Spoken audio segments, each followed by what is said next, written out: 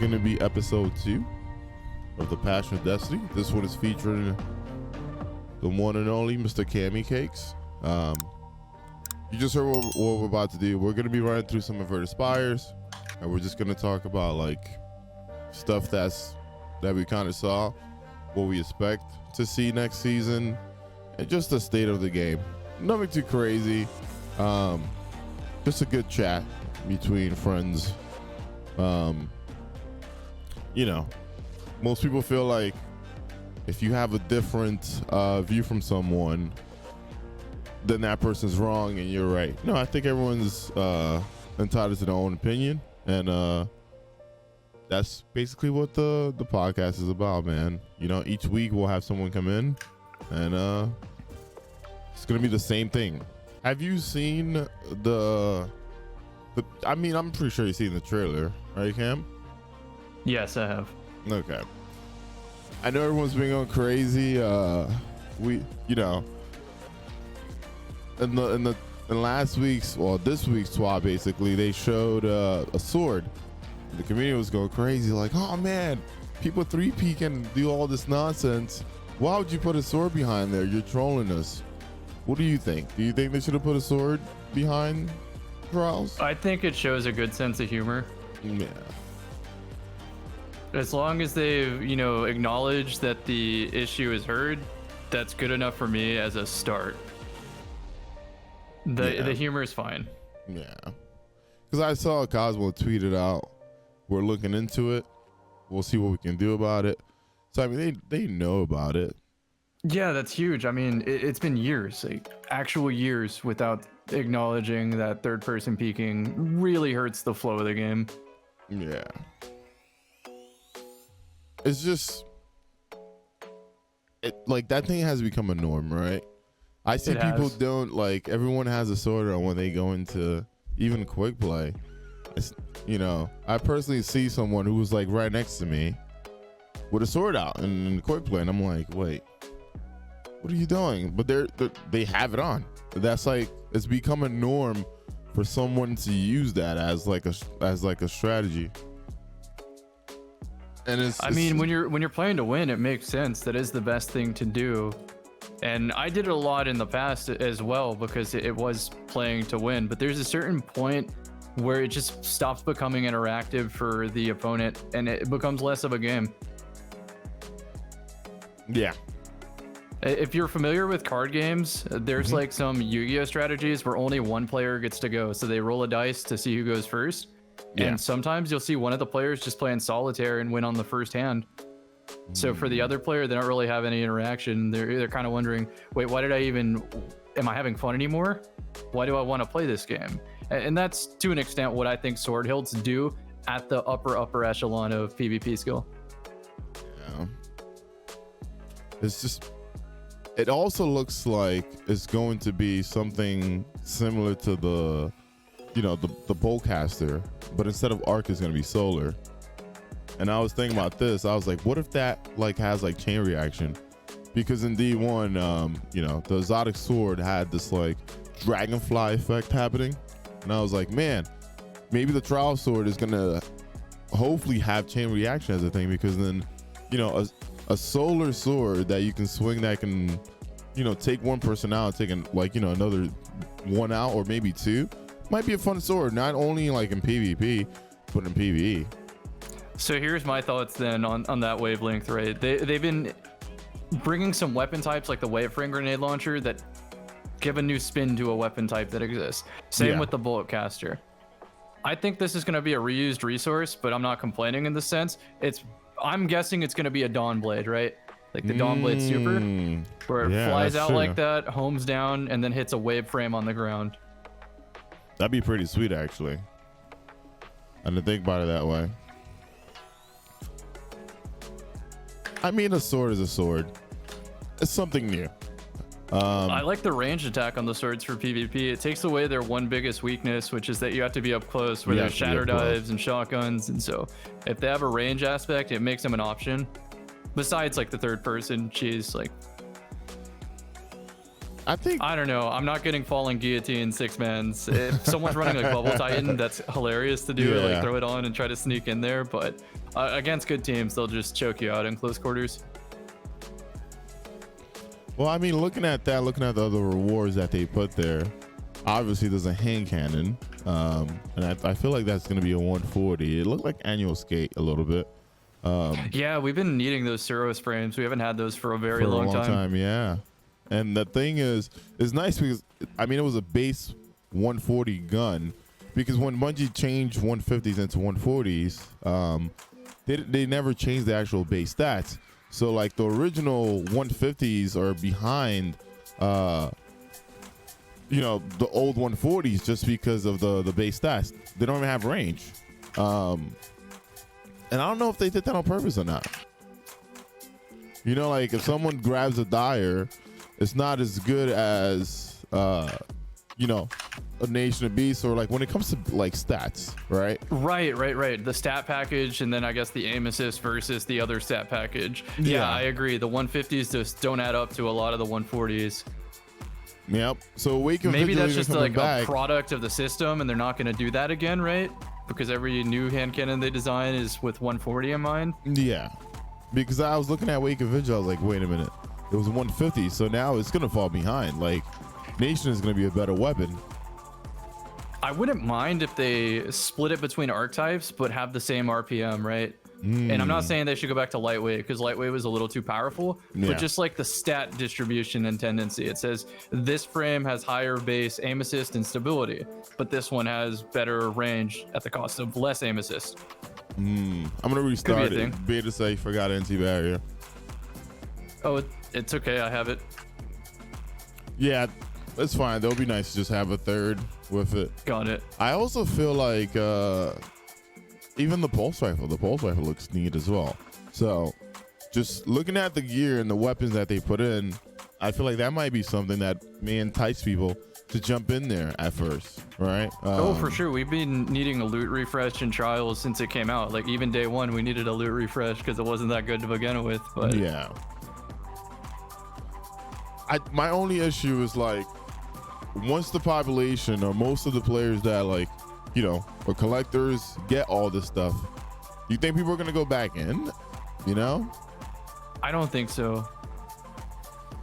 Because like it seems like each season it starts out pretty well, and then over time it just, you know, makes it to where like nobody really like jumps back in anymore. Like, oh no, I got my title, I got what I wanted, I got my gear.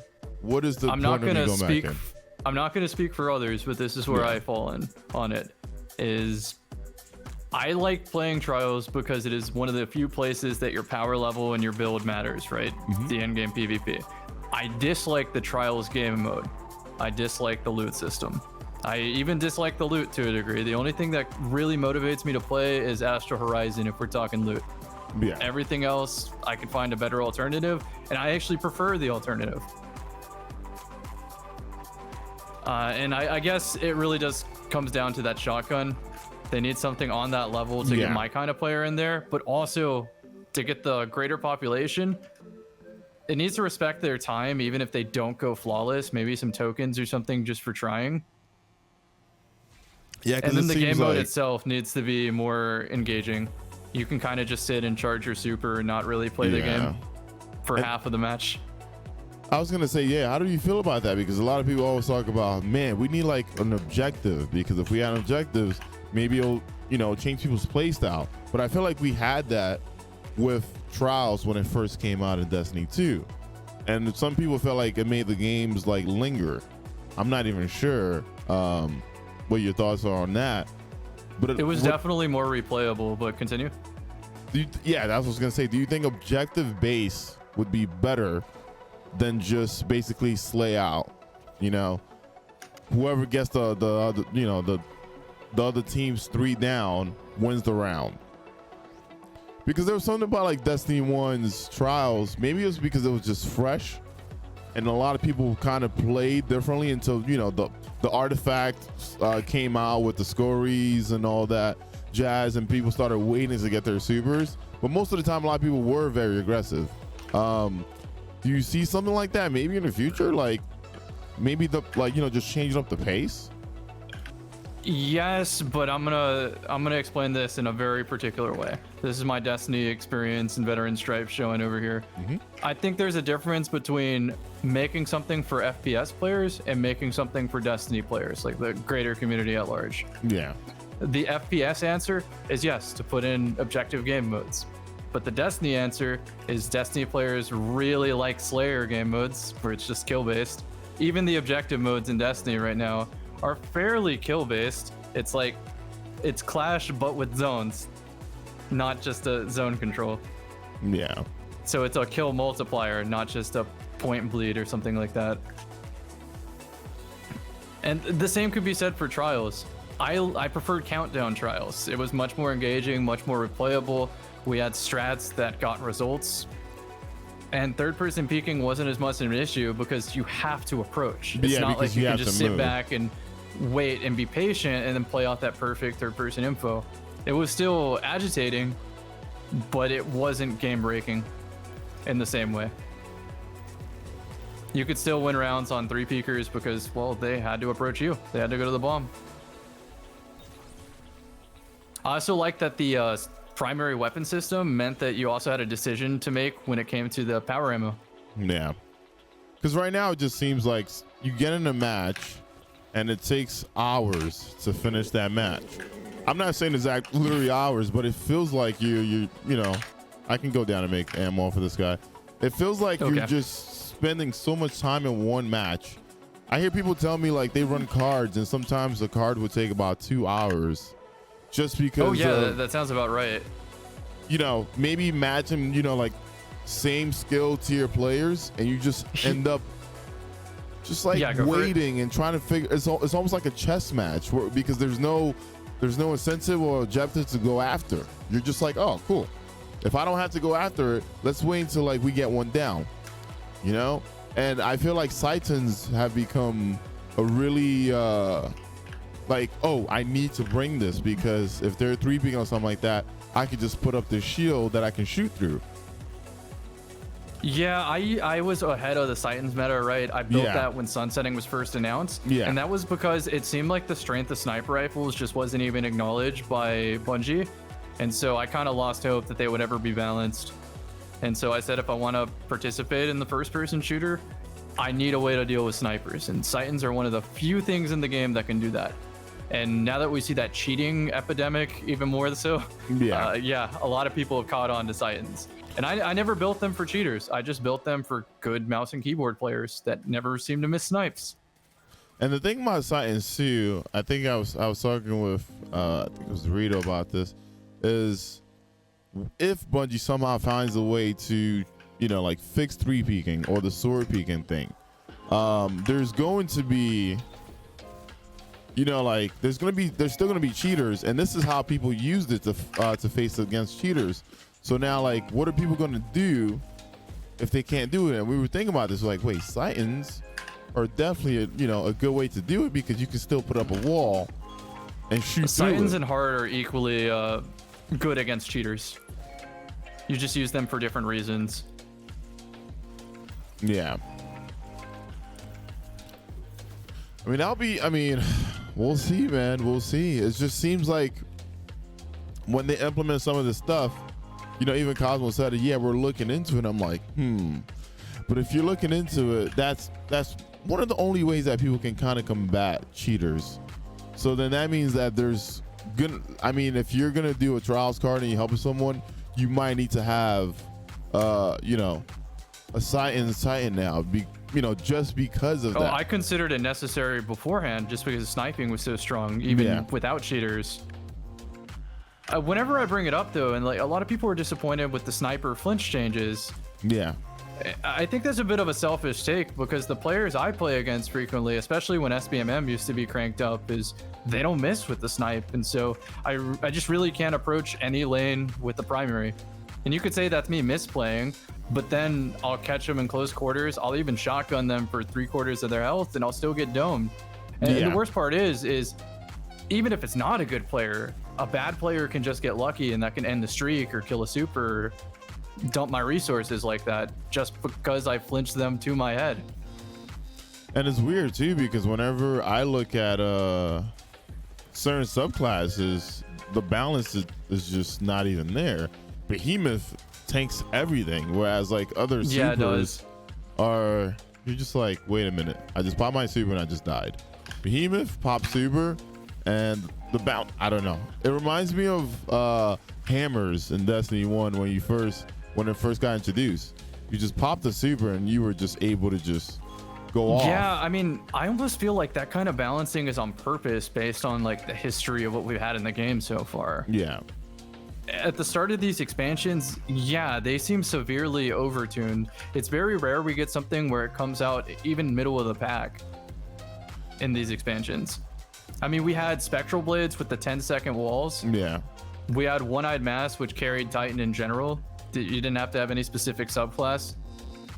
I thought Missile was good. Commander with the Ursa Furiosa was game breaking. Oh yeah. Then we go all the way back to Destiny Ursas. 1. Bugs aside, I still think those Forsaken subclasses were extremely strong. I mean, and they're still pretty strong. Like Ursus and Middle Tree is still pretty strong, especially in GMs or even Chaos Reach with Geomags. One of the things I was thinking about too is, if you think about it, a lot of things are free to play in the game, even Crucible. So how do you entice the Crucible player to go and buy your next DLC? And it seems like the only way to do it is to have subclasses that are that crazy. Think about it, Cam. Like if I go to Crucible and I lose the stasis, that is the case, but man, does the evidence point towards that? Yeah, how it plays out. Like if I go in Crucible and I lose the stasis, I'm like, man, this guy just shadow dive on me. Like, what is that? That thing is strong. This is meta.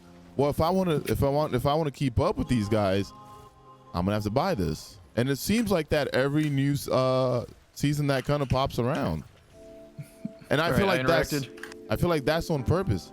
Oh no, we didn't get this guy down. Was I not supposed to interact? It's fine. We'll get it done. We'll get it done. I'm gonna make heavy off of this guy. Okay. There it is. All right. But yeah, man, one of my most popular videos on my channel is my free-to-play video, right? And I see comments on that still asking like, hey, is Destiny worth playing free-to-play right now? And I can't respond to all of them. I still get people in my stream that come from that video and it's their first time viewing something. Yeah. And I have to tell them the truth. This is the most pay-to-win the game has ever been since it's been free-to-play. Yeah, Stasis the just other subclasses, over. They cannot compete with Stasis directly. However, I think the strongest team composition involves a mix of Stasis and Light. I still stand by that. Oh, for sure. Like, Top Tree Dawnblade's maybe the only one out of the whole bunch that is on parity with Stasis. And the weird thing is, though, a lot of people now have caught on to Chaos Reach. Have you noticed that more and more people have been using Chaos Reach and Geomags? I have, but I don't know if it's balanced intentionally that way. It seems like the beam goes through the walls. Yeah, and I seem like that's why a lot of people have been using it, because you can shoot people through walls too. Yeah, for me, it's less about the super every round. I don't find those as hard to deal with as like a behemoth, but it's the reach going through the wall that's annoying. Yeah. Especially when you feel like you're behind cover and you baited someone, then all of a sudden, they're taking you down, right? I don't know. It's also nature of the Trials game mode again, going back to it. Normally, if you saw a Chaos Reach without the beam going through the wall, you say, well, they're on a bad subclass, so let's push them more aggressively. Yeah. But you can't do that in Trials because they're going to third-person peek you and play very, very passively in the back of the map, and there's nothing you can really do about that. Radar will give anything you try to do away. Ooh. I was going to do a finisher. Well, it's a good thing you didn't go down. But yeah, because everyone's like, man, is it worth buying Beyond Light? And I'm like, what aspect of the game are you tackling? Because even if you're, just playing Crucible, everything about Crucible is free. You can even jump into Trials, but you are going to see a huge disadvantage if you don't have, at least a Stasis subclass on that team. especially if you're a Titan. Oh yeah. It's one of the oddest things to see. Come on, you should be finishable there. I got the finisher too. Nice. All right, time to just push his buddy off. Where are you? Sure. Excuse me, sir. We'll see you later. All right, enjoy. That's funny. I love that works. Yep. It's one of the fun things about doing this strike. But yeah, I mean, I saw a lot of different things. One thing I caught on to in the clip too, especially from Bungie, is just I saw Aeons, right? And I saw Warlock using Aeons. And normally they like to show off exotics for the next season, and I didn't see any. I still think it's probably going to be exotic chest pieces, because for Beyond Light we got exotic helmets and gauntlets, right? And normally if they're going in order, good speculation. We're gonna get chest piece, and then next season we'll get boots. So what do you think, I mean, they can even do for chest pieces for each character? Something for stasis maybe, or just probably general? I think they're gonna mix it, maybe like one general, two stasis, kind of like they did with the Arthurus Embrace.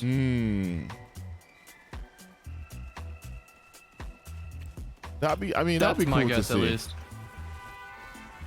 But yeah, you mentioned the Aeons. I actually just finished a video today that I haven't published on those, just a quick opinion. I know Dado did one, like a very quick opinion on PvE, so I figured I'd tackle it in PvP, just where it stands, seeing as I'm one of the few people who unironically use them. All right, so a lot of people looked at it and they were just thinking PvE, right? And I look at the Aeons and I'm thinking this can work also in PvP, especially the one that when you revive allies, you're given, super energy and all these different stuff. And I remember in Trials of energy, D1, from what I remember reading. Yeah. So that would be a thing again, but in Destiny 2. Do you think that's gonna shift a lot of players' choice when they go and pick someone up? Especially my consensus Crucible? is, after using them right now, if you're even considering Aeons, then you're probably using the gimmick to try to make them as good as something that's already established as good, like Stompees. So if you're using Aeons, you're already gimmicking, which means you're trying to dynamo dodge or use as many dust fields as possible. Those are the only two viable ways I see them. Titans unfortunately get the short end of the stick because they activate theirs with melee instead of barricade. And as you know, if you try to melee somebody, you're gonna get shatter dived or shotgun, or in my case, sniped point blank. And Titans don't get to take advantage to the same degree as Hunter and Warlock, so that's unfortunate with the Aeons already. Now those new mod slots that are added though, that does bring one fringe case use for Titan, where they want to barricade res somebody and then get the barricade back. But here's the real devious thing that people are gonna do with them. They're going to swap off the mod between each other so that they get an overshield when they pop the super. Yeah. So the same way that someone maybe swaps to Geomags when they're close to a super, someone's gonna swap off of the Aeons onto a different Aeon or onto a different mod, and they're gonna trade who supers win so that the other two get the overshield. So I think if you have a very dedicated team that farms for a min-max perfect stat split on those Aeons, it's gonna be good. It's guaranteed to be middle of the pack without doing any of that stuff. But as soon as you start applying all the gimmicks, I think it starts rising towards the top. Maybe A tier, not quite S, and my S in this case would be Stompees. Revenant has made Stompees the top pick for me. And it comes down to Shatter Dive gets you out of the air, and Stompees normally suspend you longer in the air, right? Because they give you a higher jump. And since you can just Shatter Dive to get out of the air, then the Stompee doesn't have a weakness. Yeah. The another thing about the version of Aeons I'm talking about is what you basically get full class ability when you res someone. What is gonna be a thing where people are gonna start telling people, hey, jump off real quick, let me pick you up at the beginning of a round because I don't have my class ability. Or another one is when you cast your super, it instantly heals your allies. What do you do you feel like that's gonna be broken at some point? especially with people team shotting. Oh no. Yeah, that's what I was alluding to. I think it's going to get very gimmicky when people start swapping off of that, so they always have that as an option. Okay. But I still think it's going to give you less overall mileage than just running Stompees. And for Titans, even more so, because Titans have to give up a lot. They have to give up Titans or Heart to run Aeons to essentially get the same thing that they offer. The difference is they're trying to benefit their teammate a little bit more, but they could do that by swapping off Titan and picking Warlock or Hunter, where you get more uptime on the Aeons. Because again, Titan has the melee, so you'd probably be running Throwing Hammer, right, to try to get melee off more often safely, and that's just not a viable class compared to Behemoth. That's true. Just even going off of this, not this week's swab, but the previous swab spoke about the changes to grenade launchers and how hold and release grenade launchers will now detonate on impact, meaning even if you're holding onto it, it's gonna detonate. And I was a little disappointed because I worked hard to know my timing with my grenade launcher, especially my Fire Lion, and now it seems like you can just easily shoot it off, and even if you hold on to it, it's going to it's going to proc on someone. Yeah, you don't have to worry about the release when the game does that for you. Yeah, and my thing is, when I read in that swab, it said, all right, we want to get people away from shotguns. We're going to get people towards using fusions, right? We're going to change something about fusions. Me reading that just tells me that grenade launchers might be the plain Crucible, right? What's the point of someone going for a proximity truth teller anymore when they go for a spike one, which is going to guarantee you a kill, right? It's one of those things where I'm like, how is this even balanced? Or how is this even properly thought out? I think it's all data driven, which is unfortunate because the data doesn't tell the story of the in practice day-to-day play in PvP. And do you let's go back to snipers, right? Yeah. High skill weapon requires precision. If you make them too easy to use, they become the only thing that you use at the high end, which is an issue because it's not balanced across the whole board. But if you make it too hard to use, then it's not even a ghost of a chance of an option for a casual player. Is that okay? That's not really for me to decide. But if they're looking at the data, that decision becomes a little easier to make. Yeah, because right now my thing is, it just seems like that's going to be the meta. It seems like that's going to be what most folks are going to be using, even though they're trying to get away from shotguns. I feel like grenade launchers are going. We're going to see a lot more grenade launchers next season, and especially in Crucible. Especially in Crucible. I don't know. I just. It might be on that. I think I shot extra. I keep looking at it, and the only thing that I could think of was the pursuit that's going to be for next season. It's going to be a grenade launcher. And if that thing is maybe a kinetic grenade launcher, they might be trying to pair with maybe the hand cannon from Trials. That might be an energy weapon, right? Right, I can see that. So then I read the grenade launcher buff as we want concussion nades to have more of a place. Yeah. Or the blinder, because if you hit them directly, the grenade just bounces off of them. You have to time that. And I do think there's that skill and risk reward with the timing, and maybe that should be the case, but what it does is it gives another option other than proxy, is what I think it effectively does. So not that big of a deal. But the thing for me too, when it comes to proxy, is that's the whole point, right? You either choose damage or you choose to directly hit. Or what you can also do is if you have your timing down, you don't have to worry about proxy. You could then just go straight for damage because you put in muscle memory. Yeah, I'm a tube user. I use concussion, but they just buffed concussion. Yeah, they literally just buffed it. So I don't know. Hey man, if it gets people off the snipe or the shoddy, I'm okay with that. Yeah, I genuinely feel like people will say grenade launchers are overpowered and kill the game, but as soon as they rage switch to it, they just can't produce results. In my experience, it's how I find it plays out in Trials. They get really salty, switch to the GL, and it doesn't help them. They play worse. I mean, I've seen folks do, the same thing with like the bow and the switch to a 120. Like, oh, boom.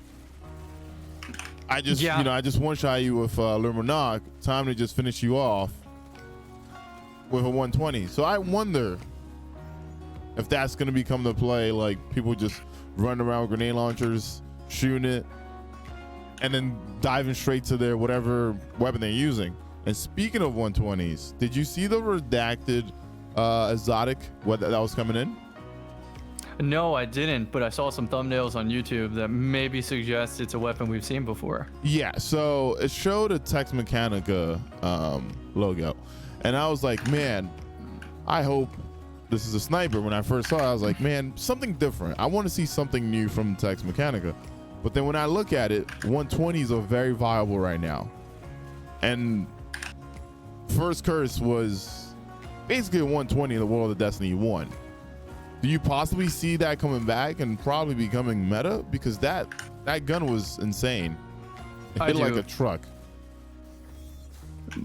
Destiny players love their hand cannons, and as a result, once again, I think that even the data-driven side of it, you make a hand cannon, people buy the DLC. So, yeah, I do think there's a strong possibility it's going to be First Curse. Yeah. And that's the weird thing for me. I feel like every season we get a hand cannon. Right? I just feel like we always get a hand cannon every season. How do you feel about just like always getting exotic hand cannons? Do you feel like Bungie just knows, we give them a hand cannon, they'll be fine? Or just like, it's Destiny. It's going to be a hand cannon no matter what. I think it's okay if they keep giving us hand cannons, as long as the community still enjoys hand cannons. I like them, and I think they're the most powerful weapon in the game, and nothing even comes close to hand cannons. I really do. Yeah, so far, you're right. It covers almost, long range. Burst damage, man. Yeah.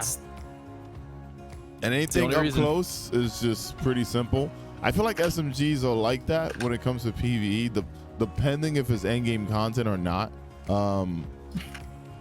But yeah, we'll see. I was looking at it, I was like, this might be a First Curse. Let's see what this is about,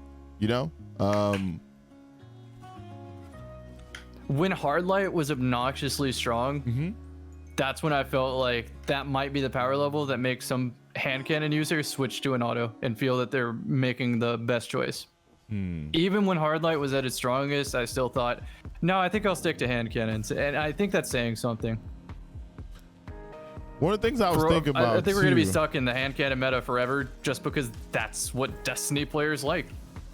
Yeah. I was also thinking about this. Just looking at the history of Bungie putting in hand cannons in the game. Every hand cannon that comes in brings something different. Just look at Hawkmoon. Hawkmoon brought in a complete different aspect to the game, right? Everyone's maybe one of the best designed hand cannons in my opinion, if I will add. And it used to be just luck in the chamber. You got lucky. You shoot. You could basically one shot someone within one shot. Like you could proc two things and that person can be wiped right there in front of you. And then they brought it to Destiny 2, and this whole paracausal thing still works. So it's kind of neat to see, man, how like they kind of set that up, because a lot of people were disappointed. They're like, oh no, it's not gonna have luck in the chamber anymore. And I feel like luck in the chamber would have broke the game. Oh, it absolutely would have. Once again, though, it's like different parts of the community want different things, and Bungie has to spread themselves thin to appeal to as many as possible, right? And so that's where it comes down to, is there's people who want like chaotically powerful, insane perks like luck in the chamber, yes, like stasis, and there are others that don't, because they know that they have more options when the game's balanced. If the broken stuff comes out, well then their option is just the broken thing. I'll say it's perfect because the gun works well in PvE and PvP, right? It does I well think it's against perfectly designed. targets, It's accessible for players because it has such a high stat base package. But for the expert player, they get to play this mini game of holding bullets. That's true. That is definitely What's true. your role on Hawkmoon, by the way? Like, what did you end up liking the most? I had a surplus one, but I feel like I use my abilities too much. I don't know.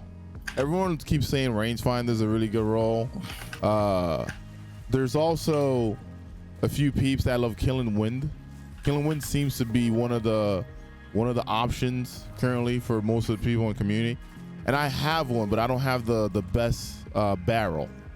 So I'm gonna have to go back and revisit that a few times. You might not, because of the recoil changes on MNK. You might have a god roll in your vault, because before the recoil change, we don't really have to care about stability, so you just go full bore, right? Yeah. So after the recoil change, you might like small bore more, and you might have small bore on yours right now. Let's see. Where is the killing one? The killing one that I have right now actually has full bore cam. So it's a full bore polymer grip one for now. Okay. So then let me see. I saved a few. Rangefinder even opened and shot. The rangefinder one that I saved, I feel like when the change comes in, it might be good, right? Because it has fluted, which increases my handling and then my stability. And then I have polymer. So I was like, this might be good. We'll leave it there. But it's weird. Every time I do that mission, I never seem to get like the role that I'm going after. I kind of wanted just more handling and stability right off the bat, but I didn't want as much stability as I wanted handling. So like seeing quick draw as an option on the gun was like, oh man, quick draw has 100 handling. But then I was like, wait, do I really need quick draw on my Hawkmoon? Yeah, I think quick draw is a bait on Hawkmoon. Hear me out. The catalyst boost range and handling, not stability. Stability is the only thing that you cannot get for just playing normally. So as a result, I think stability is the most important stat. But for M&K users, since they ignore it because of the higher base recoil or whatever, a lower base recoil to be more specific. Yeah, I go for max range with as much stability as I can get, and then by playing normally, my range and handling go to max. So at some point in that magazine, Hawkmoon feels like the best gun in the game, where there is no trade-off for any stat. But yeah, I think love that's well love designed looking back. But now the recoil change, right? We gotta talk about how that changes my god roll from maybe full bore heavy grip. I might be looking at small bore. And Drew did some testing off the recoil, and combat grip looked pretty appealing. And that was kind of a meme at first for me. Luckily, I look back through my footage, I didn't see me get that roll anyway, so I don't feel bad. But okay, I was looking at it too, Cam. I don't know. I don't feel like the recoil change are gonna do much to the mouse and keyboard input. I feel like the one thing that Bungie is probably gonna do to mess with it is the screen shake, right? Your whole screen kind of going nuts. But I don't really see a huge change when it comes to like the recoil, because there's not much you can do to a mouse because that input is just insane. yeah, I don't know. I wonder what's gonna happen, because then another thing too that I keep thinking about is, are 120s gonna like be even, because when you shoot a 120 right now, there's so much recoil happening. What's gonna happen when you're shooting a 120 on mouse and keyboard with the new changes? Yeah, that's what I'm wondering. I looked at my vault, right, and all those max range god rolls on M&K, they might not be the call, but luckily they have a sight that I can switch range to stability, and so it's fine on a lot of those. But in an even better case, I have some rolls in there that are like great mixed rolls of range, stability, and handling, and I think those are gonna be more popular after the recoil changes. Like just because they handle repeat shots better. I was thinking about this too. I should have kept the Warden's Law. Remember, because Warden Law basically shot twice.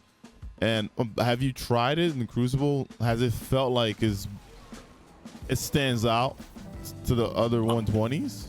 I think it's bad, and Is for it this bad? reason. Okay. The point of a 120, right, is to punch out range.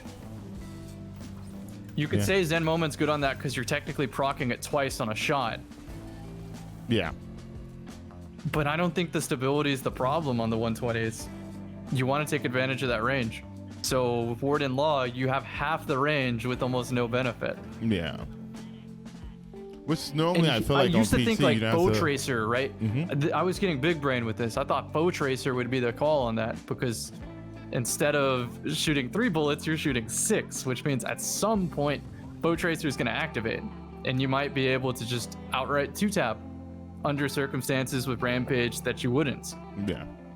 You'd be able to kill all resiliences instead of just up to 9. It's not the case. Bow Tracer doesn't have a tipping point, so sad times. That would immediately make it a contender, though. If they brought that double shot frame back, but let Foe Tracer work with it, that would be sick. Yeah, I was thinking about that too, because I do know that Ward and Law didn't get the range buff. But I was like, what if Bungie just decided to be like, oh, cool. Hunters have boots that kind of work with hand cannons. What if that also kind of helped out with range? Lucky Pants. I feel like that would also bring another kind of like change when it comes to decisions, right? Should I use Stompees? Should I use Frosties? Or should I just go to Lucky Pants? Because now it's something that also helps me out with range. I don't know. It's one of those things where you're like, should I use this or should I use that, right? The more options you have, I feel like the more fun the game can be. But if you're only using the same things all the time, or if one thing overpowers for so long, it's just, I don't know. It doesn't seem as fun to me. I totally agree. Though I do have to add that I'm perfectly okay using the same thing over and over again if there still are other options. It's like I'm choosing that by choice, not by force. Yeah, not by force. And when it's by choice, I enjoy it. An example of this is like Fighting Lion and a 110 hand cannon from back in the day. I did that by choice. I also thought it was among the most powerful, but I knew that that wasn't the only option. Yeah. Whereas now I feel like there is a little bit of a force with sniper rifle at top level gameplay where someone on our team has to snipe or we're just going to get rolled. Yeah. Maybe with the flinch changes, that's not going to be the case. It's not going to seem like a necessity, but maybe an option. Weird thing for me is like, I remember last season people complained about like seeing a team using mountaintops, and I felt like going against 3 snipers was even worse. The reason why I say that is because there's 3 people laning. So even if you don't get a headshot, 2 body shots, you're dead. And I feel like that was terrible because there's times where you ran into a team that had 3 Titans and Titans, and if one goes down, the next one is up. And I was like, how is that fair? You know, like they're holding the lanes. Oh, yeah. And you don't need to be good with a sniper. You could just basically like hold the lane and you're good to go. So snipers have changed a lot of things in this game. So when people talk about like, oh, you're just a shotgunner or whatever, I still feel like sniping is pretty insane. Yeah, to be very, very clear before anyone's like too mad this far into like, man, this guy really hates snipers. It's not that I hate snipers, it's that I like primaries. Yeah. Big distinction. And for a primary to have a place, unfortunately, special weapons need to be toned back a little bit. And equally across the board. It can't be just snipers. It can't be just shotguns. It can't be just fusions. It can't be just GLs. It has to be all of them. And I'm not saying redo the economy system. What we have now, I think, works. Although I do think there needs to be trade-offs in the scavenger department, right? Yeah. Maybe put an Icarus mod on the boots. I would trade that over scav. I would do a lot to get Icarus on exotics. I would give up my radar even. Yeah. I also feel like you just spoke about primaries, and I feel like 120s has changed that for a lot of people. More and more people actually use 120s. And like when I look at trials and stuff like that, 120s are pretty dominant when people come into team shot anymore. Like you don't see people just rely on their snipers or their shotguns anymore. I'll see someone pop a super and you see a team shotting with their 120s.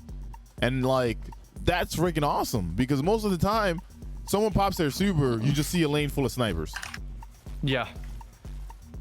You know, it's a complete lane full of snipers. There's nothing else there. Just, oh my God, would you look at that? This guy popped the super. I'm going for a headshot. There's nothing else I can do. Now it's just like, wait, this guy popped the super. Let's team shot with I-120s. Cool Guy and I have been switching to Vorpal Weapon anything. Even the SMGs will do it. Vorpal Weapon's a strong perk. It needs to be on more hand cannons. Vorpal Weapon is a sexy perk. And the sad part is they threw it on a 180. The thing for me is I'm not a huge fan of 180s. I know Drew loves his 180s. Neither am I. It's an M&K thing, I promise you. Because I'm like, man. We're in a world where we don't need to care about stability or overall stat package on our hand cannons. Just range is the most important. And the thing about 180s is they have excellent recoil, excellent stability, and a all-around decent stat package. But since we don't care about it on M&K, it's more of a thing reserved for controllers. This sandbox, though, does respect the 180. Like, they have a place. It's just when stability doesn't matter, they don't for M&K. Yeah. I don't know. I love Vorpal, especially even in endgame like PV. It's just one of those things I'm just like, how come Bungie doesn't put this on certain like weapons, right? Right. And it's just odd to see, because if I was to get a weapon that had maybe Vorpal and explosive on there, I'd be like, man, this is something I can use all the time. Or if I had a Vorpal weapon in Unrelenting, I'm gonna be like, wow, this is different. I was thinking about this too. A 140 or when it was 150, if they came out with an Unrelenting 140, meaning in Crucible you got 2 to 3 kills with a hand cannon, you got your life back, that might be me, that might be a neat thing to use, but I don't think a lot of people are gonna use it. But in PvE, from that aspect of things, I'm like, yeah, I'm gonna use this. Why not? Like, that's another way to stay alive, especially if I can guarantee, me getting health back. I know it's almost like playing the lotto, but it's better than nothing. I agree. And I also can't wait to see what new perks we get next season, because every season we get new perks. I'm excited for that too. And I love getting new perks, because then that means that I get to go and test stuff out. I tweeted out something about a tribute hall because I saw this like. Oh, I want the tribute hall so bad. Yeah. That was such a good change. It'd be like if they took private matches out of the game. Like, you wonder why. Yep. So I like in the recent trailer, I saw a warlock like standing in this area, and it looked like the tribute hall. And I actually tweeted out like yesterday, and I was like, man, I hope we get something like this back, because then like that allows me to like go back to a place where I can test stuff. I can just sit there. I don't have to like go somewhere and kill things, so I can like get one target and try to finesse a public event or some like random spawn to be able to test things properly. Yeah, maybe that's a content creator gripe, but even as a player, I appreciate that kind of thing. I've been playing so much Phantasy Star Online too, and they have this like practice room that's similar to a tribute hall type thing, and it's just so helpful. Anytime you wonder, hey, does this work in a certain way, you just go to the practice room. Yep, especially if like something happens and you're trying to recreate it. It's just one of those things like, hey man, I just want to know if it works like this. Yeah. So that's one thing for next season that I hope we get to see. I hope so. I really hope that is something that gets like, but Bungie, please, if you have something, all right, let me know. I wanted to put like a good end cap on this 120 discussion. Yeah. I feel like with even this conversation, we're kind of sending mixed feedback on that weapon archetype, and I want to be clear where I stand on that. Okay. I think they're powerful because that damage archetype is on the cusp of 2-tapping. And with damage multipliers like Empowering Rift and Charge with Light and Weapons of Light and stuff like that being so frequent, with easy chip damage like a skip grenade being so accessible, I think it's the right archetype to use. It covers the whole map. It pairs nicely with special weapons where you clean up a sniper rifle shot or even a shotgun from so far away, that versatility makes up for being slightly slower in a one-on-one duel. Because to be honest, you're not getting in a one-on-one duel with just a primary. You're always using a grenade. There's always chip damage. There's a damage booster. And so it realistically plays out better. But this being said, I don't know if primary should have lost the universal time to kill change from 150s changing to 140. I think that little bit helped put special weapons in their place. So maybe Sunshot needs like an Icarus or something so that we see it more often. At the beginning too, I was thinking about it. I was like, 140s never got to shine because 150s were, always the play. But then at the beginning of the season, I used the Kindred Orchid, and I tell you that gun felt really good in Crucible. Yeah, that thing was my pick even in the 150s because it had unique perks. And I'm so quick sad. draw and explosive. I'm so sad that it got sunsetted. But that's a whole nother thing I don't really want to get into right now. But it'd be nice to see weapons of that archetype with things like that in the future. Now, do I just want them to bring back the Orchid itself? No, I would like to see new things. All right, if you're watching this video later on, I want to see new things. But I also want something that brings back maybe some of that feeling and adds a new twist to it. Because when we play the game, we're playing the game for loot and we're playing the game for new experiences. And that's one of the experiences, getting weapons and being able to test it out. I would say Not Forgotten was probably one of the best examples of that. Because before you got Not Forgotten, you were given not a lesser version, but you were given almost like a prototype, and you had to build that gun up, which allow you to learn how to use the weapon. And it was rewarding too, right? So it's also about the journey and then the destination, because you're like, man, when you started out, I'm like, why do I have to kind of pace my shot and and fill this out? But over time it became a rewarding weapon, and that's all I want. It doesn't have to be every season either. It could be every other season, but but I feel like certain things just get missed out. They do.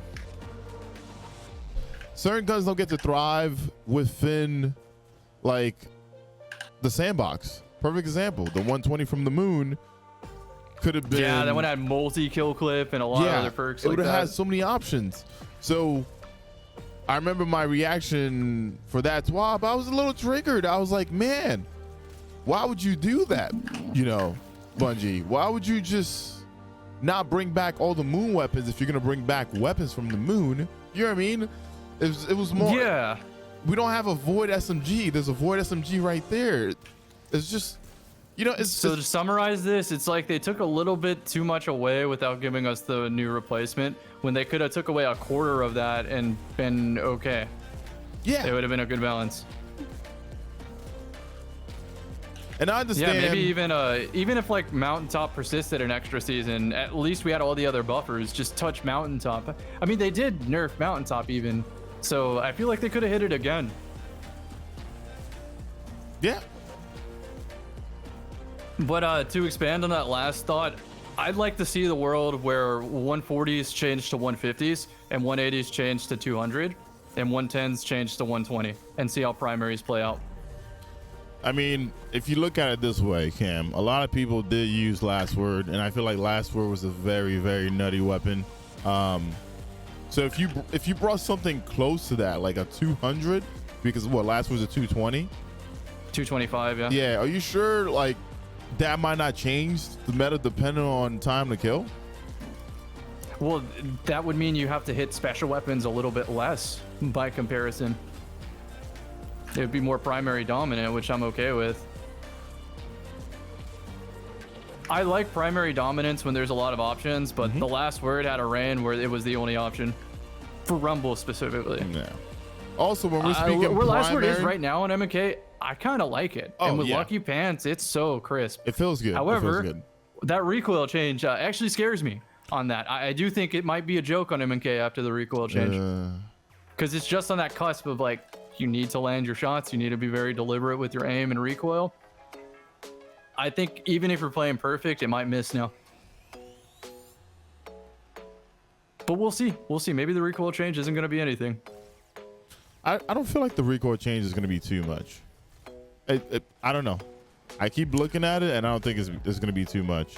Because there's only so much you can do. What could happen if they could just, touch the Last Word individually after the blink and recoil change? Just say, hey, we saw Last Word was hit a little too hard. We gave it plus 15% recoil, so it's an effective -5. That'd be sick. Yeah. I mean, another thing to look at too is Arbalest. Arbalest is just ridiculous. Oh, dude, I've been playing console lately. Yeah, that thing's a menace. It comes down to whatever effectively is like tick rate, right? Whatever makes it so that when I go behind a wall and get shot by a bullet, that happens so much more frequently on console. I can't put my finger on exactly what that is, but it happens so often that it's just the reality. And Arbalest doesn't care about a charge rate. Doesn't care if you catch them with their pants down before they even started charging. There's a strong possibility on console that if you try to go behind cover, you're still domed, and it's infuriating. Yeah. Keep in mind, Arbalest also has less zoom, so you can see more around you. You can see more around and you. acquire your target faster, and so that plays into it as well. I think the Revenant Stompy Hunter is even stronger on console too, because I played on 3 cents, and I know that like I'm kind of being a glutton for punishment there, right? Playing a low sense, but I do that so I can better control recoil, so it has a trade-off. But the big negative is that if you're anticipating a Stompy Hunter's jump pattern and trying to catch them out in the sky, at any point they can shatter dive, and in the time it takes you to track them back down to the ground, they've already shot you or froze you. And so it just feels debilitating, especially with Arbalest on top of that. However, those two issues aside, the console meta is really fun. I like it more than PC. I feel like my 120 shot on console matters so much more than on PC. It seems like anybody can just aim a 120 on PC, but on console, I can win the duels 9 times out of 10 if I'm feeling confident that day. And that's the weird thing about like console too. I feel like the metas is just so much different. They are. The frame rate and the FOV matter. Were you on a PS5 or 1X, or were you? I was on an old Xbox with 30 old FPS. Xbox. You weren't even on a new gen. Okay. Nope. You can tell when someone's on a new gen too. Like their Dawnblade movement will be confidence. The word I'm going to use. Like they don't even look like it crosses their mind that if they miss a jump or something, they're off the map. Wow. Whereas on 30 FPS, it's so hard to track your movement that level of trust and confidence just isn't there. And the same for the hunters. I just don't have that trust. The only thing I maybe have that trust with is blink, which is surprising. At 30 FPS. I'm excited to get new gen though. I know when the scalpers finally quit that game that I'll get one. Have you got a new gen? Yeah, we got both of them in the house. I just haven't really gotten a chance to do much. Like they're just sitting there. I don't know. Even if I had one though, it would just be gathering dust until DDoS protection. That's what would make me main console and not just like, hey, let's go see how this is so I can better relate to my audience.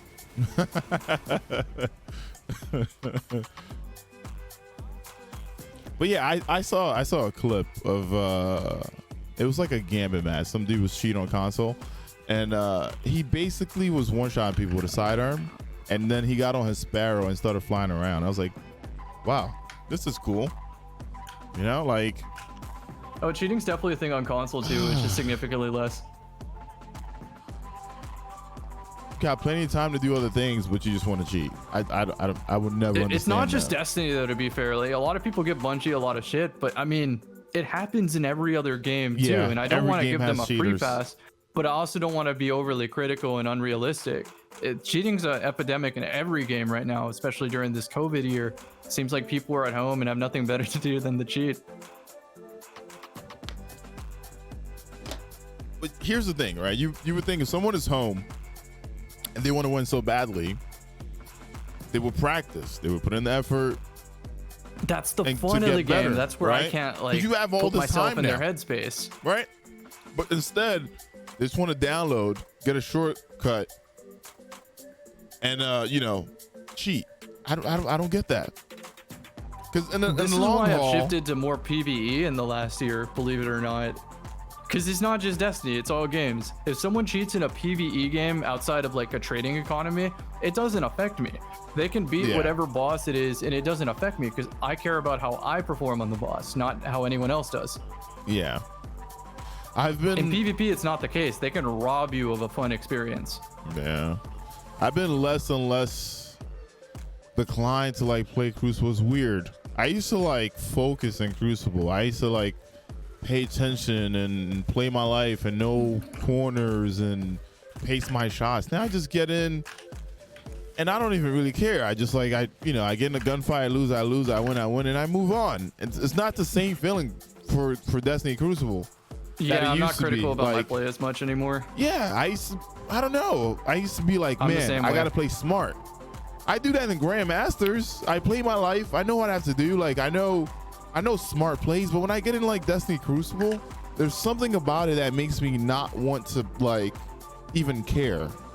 And yeah, I'm there too. The years of experience for me still bleed through. I still make good habits and decisions off that. Yeah. But when it comes down to it, is I'm gonna just have fun until the game isn't fun.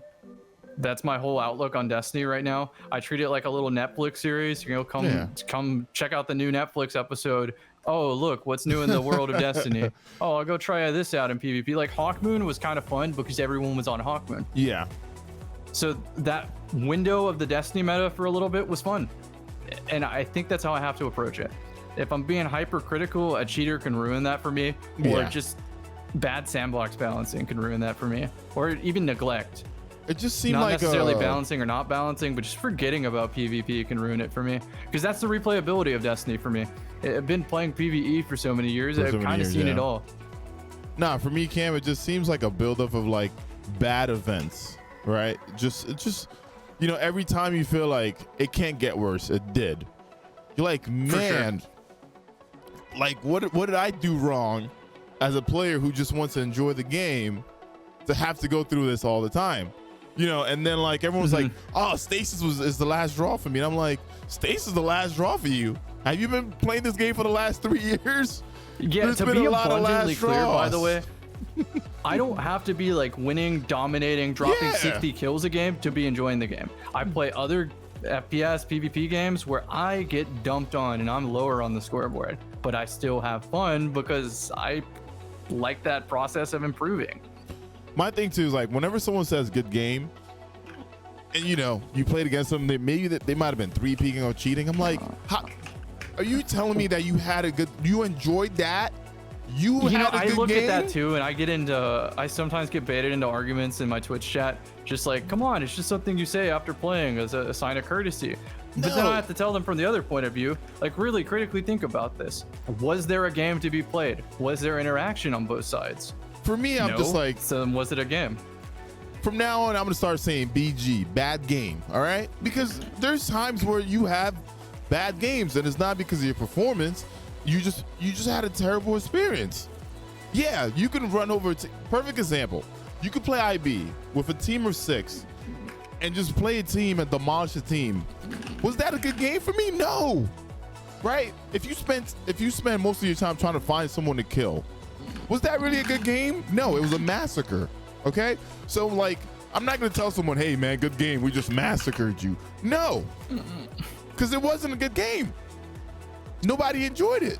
So like, yeah, to be clear, I see both sides on that, and I still don't really know where I fall on that issue. It's changed over the years for me. It's just a weird thing whenever like I see that. I'm like, no, it wasn't a good game. Stop it. I definitely think about how like the other person on the other side of the screen is feeling whenever I play them, win or lose. I want them to feel like they've been outplayed, not out-cheesed. Exactly. When I play them, like that's my goal. But if they initiate that kind of behavior, I want them to feel like it is not a fun video game anymore, win or lose. Yep. To try to make it not happen to the next person. It's just because I feel like if I just roll over and take the L on that, it just it reinforces it to them that they should do this to the next team. And the next team might not be good enough to punish, even playing at a disadvantage. Yeah. So I try to do my part where I can help that. Yeah, it's one of those things. I look back at them like, what happened? What happened to the state of the game? in Destiny 1, you know, got your raids done, whatever you needed. And then for the week, like if I need like AS Loon or something like that, I would, you know, go into quick play. You know, I ran Golden Gun a lot in Destiny 1 as a hunter, and it was fun. And now I can't really get myself to jump into Crucible. You know, like it's not the same, right? Now, if there's a new gilded thing or whatever, yeah, I might do it. You know, Gambit might be refreshing with the whole dredging gilded thing because I haven't played as much. And also, Gambit is not really that fun solo, but it is fun with friends, right? So having a team of 4 is... I am so disappointed at how much dust Gambit has gathered when it was just a couple quality of life changes from being a staple mode for me. Yeah. And don't get me wrong. Like, they did my boy Gambit bad. I pour one out for Gambit. Like, if you're watching this later, don't get me wrong. Destiny 1 Crucible was nowhere near perfect. But Destiny 1 Crucible was also in a place where no one cared as much about their KDs or what they're doing or sword peeking. That I totally agree with. I feel like that's where a lot of people's Trials nostalgia comes from. It's not that Trials was good, it's that the Destiny player base was more casual and not good at the game. Yeah. So if you were even average, you would pop off more often than not compared to now. It was just more fun because in the sense people didn't care. And normally when you don't care about something, you just go in there, you get to enjoy it. But when it turns into something that's just full of care and you're always like uptight about it, it's just not the same. It's not the same. Yeah, I give an example, like playing some basketball, like a game of horse. Yeah. But then everybody suddenly takes it like hyper competitive. It's kind of not fun at that point. A game of pickup basketball or something, right? And then as soon as somebody starts throwing elbows and shit, you're like, what the fuck, dude? We're just trying to ball. Like, yep. Honestly, I tell people this all the time. I always say this too. Destiny is meant for you to have fun, man. Destiny Crucible, sure, there's the players that are really insane at the game, and that's fine. But for most folks, just enjoy the game. Like, you don't have to sit here and be the best that you could be. You know, it's not a mountain worth climbing. Yeah, there's no reward at the top. There's a certain baseline, I agree, where Destiny is more fun, but I don't think it takes like a full dedication to get there. It just takes some like decent habit building. That FPS fundamentals will get you more than halfway. A lot of good channels, smaller YouTubers, but still good channels cover this now. I did that in the past, of course, but I do think it's largely a waste of time to be putting so much tournament grade effort into Destiny and studying it. I think it makes the game worse to play. There's nothing wrong with being like emotionally involved in the game. No, not at all. There's nothing wrong with it, right? You just, you know, we're human beings. We want to enjoy things, play with our friends. But I think certain things get looked at in a weird way. If I'm not doing this, then I'm not having fun. Or if I don't have, you know, a 50 kill game, then I'm not having fun. And are you sure? You know, like, I feel like that outlook has to be changed because in Destiny, there's always going to be sandbox changes. And we sometimes will love him, sometimes we're not going to like him. And that happens so many times that it's just like, I got used to it. I'm like, all right, next season, what am I not going to be a huge fan of, right? Whether it be Hardlight, whether it be Graviton at the time, right? Whatever it is, whether it was like Prometheus Lens when it first came out, it was an insane thing to use, right? It just killed people really quick. I don't know. If you have fun with it, it's pretty neat. And I think, you know, as much as I don't want to play Crucible like as I used to, I think we might start doing like maybe community events where like we have private matches and we just do like maybe 6v6 and like everyone kind of uses the same weapons or subclasses and we just have fun with it because I haven't seen that for a while, man. And I would like to see more party modes like old Halo. Man, I would love some party modes. I mean, we've kind of had them in the past, but they just weren't really played as much, and I don't think they were expanded upon as much as they could. So part the community's fault and part Bungie's fault, right? Scorched is an example. Momentum Control is an example. Oh, I love Scorch. I know people hate Scorch. I think Scorch is funny. You know, you just it's careless fun. No one really cares about. Oh Even my combined god, arms my to an KD. extent was enough of a change to make it seem like a party mode. Yeah. Where you suddenly have vehicles and tanks. I forgot the name of the game mode that we had in Destiny 1 where you could just basically we had sparrows you could get on and all that stuff. Combined arms? Combined arms. I would love to see that in this game, you know? It was fun. And think about this. People had SRL and we played it. And it was somewhat competitive, but it was a fun game mode that people got to enjoy. The funny thing is, like, looking back on it, yeah, that might have been the most competitive Destiny ever was. Yeah, but it was still fun. It wasn't like, oh man, I just lost to this dude because he's using the Crota Sparrow. No, everybody just played. You know, like, you know, you had good games, you had bad games, but you got in, you got out. Speaking of SRL, can you guys please bring back SRL? You know, it'd just be awesome. Thank you, man. Appreciate it. All right. That's what I mean when I say a party mode, though. SRL falls into that category. Especially with, like, I mean, you saw the trials, Ghost, and the ship and the Sparrow. It all looks neat. You know, like, it'll be nice, especially because the way that they change how the system works now, right? Any Sparrow can have, like, any perk besides the, you know, the Skirt Sparrow still being way faster than others. I'm just talking about generically, they meant for it to be like that. They wanted all of these things to be almost on the same level. You know, like, fun game modes, man. I want to see that again. I think even curated game modes, man, like a team snipers or a team primaries only, that would be cool. An arc weapon only playlist, etc. Like, there's so many options. And you know what? I feel like I'm going to see comments that's going to be like, well, we have private matches. Why don't you just do it yourself? And that's fine. But it'd be nice to see some kind of incentives for people in the game too. Not just for you, but for others. Because right now, I know we spoke about primarily wanting more, you know, primary, or what should I say, like white ammo weapon gameplay, right? And the only thing that kind of does that right now is 120s. That doesn't mean that I don't want to see snipers or shotguns being used. It's just, it's always fun when you just run around and be like, man, I don't have to rely on always having green. I don't have to rely on only having this or that. I just mess around. And I know I'm going to have ammo. And also Thorn, man. I feel like Thorn was going to be good.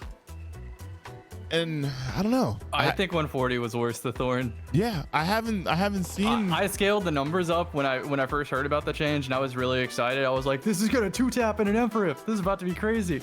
No, I didn't do that. Okay, so my thought was, what if they gave Thorn the same thing that they give Sunshot, meaning it was gonna be one of the two 150s in the game? I feel like it would have kept it perfectly okay. That would have been fine, because right now I don't feel like the Thorn is that great. I think Thorn is a 150 would fall perfectly in line with the where sandbox, Hawkmoon right? is a 140, where Aces is a 140, and where every 120 legendary is. Yeah, I don't know. It might creep Sunshot just a little bit though.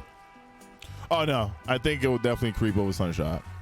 Sunshot for some reason happens to have a lot of like ghost bullets. I don't know. Sunshot feels weird. It's like aim assist is low. That's all it is. And you know that's like the magic sauce for bullets going where you aim. Yeah, it doesn't have a huge cone, as Drewski will say.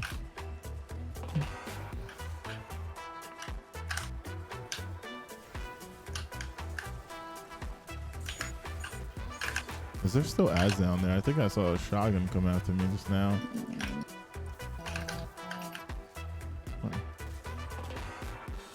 Just when I felt the shotgun from behind me. I'm not sure. We killed all champs, right? Yeah, I'm gonna go pick up Beta. Oof, he's in a odd slot. I'm in safety though. If you need me to warp, I can. Yeah, no, we're fine.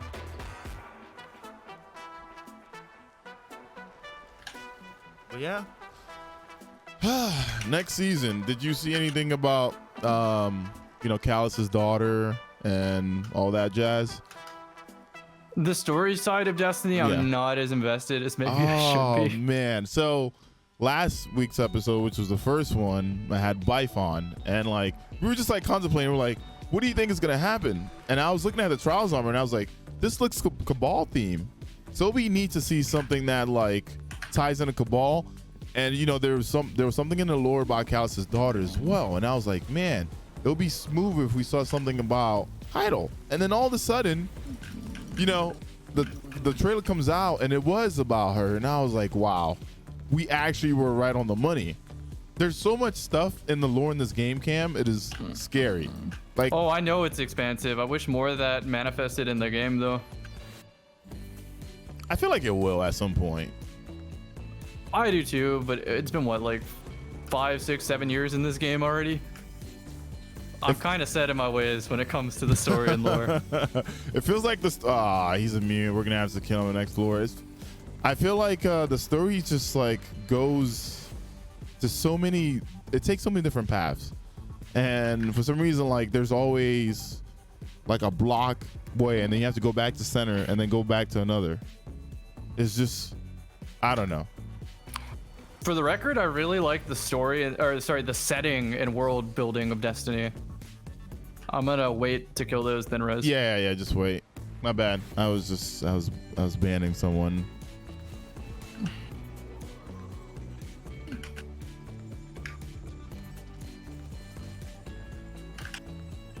All right, let's nuke. Track is on. It's probably gonna kill me. But you should be in a nuke there.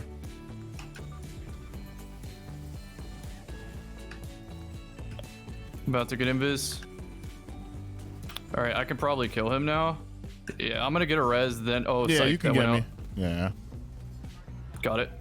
The kill?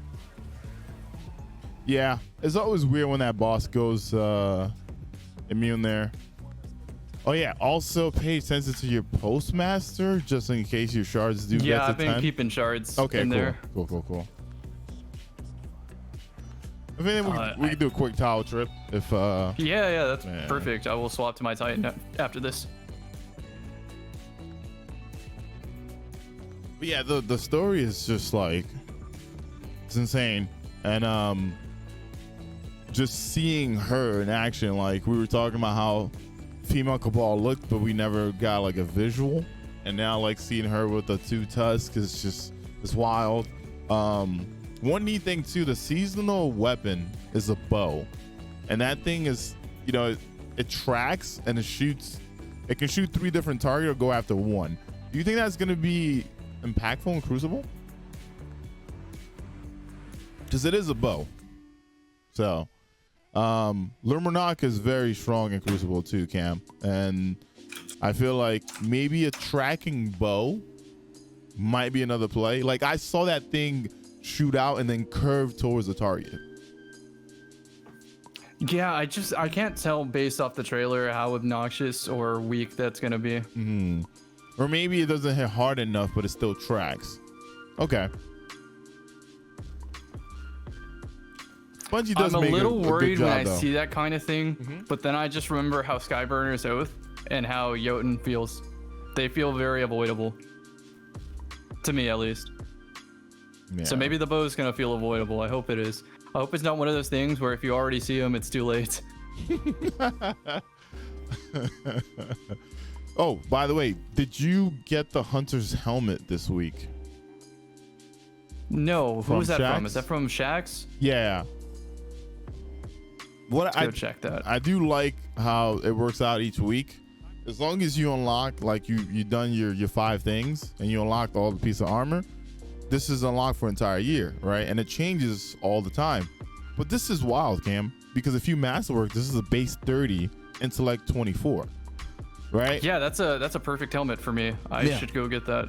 So then I threw on Powerful Friends, which also gave me 24 mobility. So it's just like 24, 30, 24 is wild on something. It's crazy. I was just like, yeah, that's super strong. The weird thing though is, as rewarding as this is, right? You don't have to do anything. Each week you just come, you go to the tower, you go check your postmaster, and then you go to each vendor.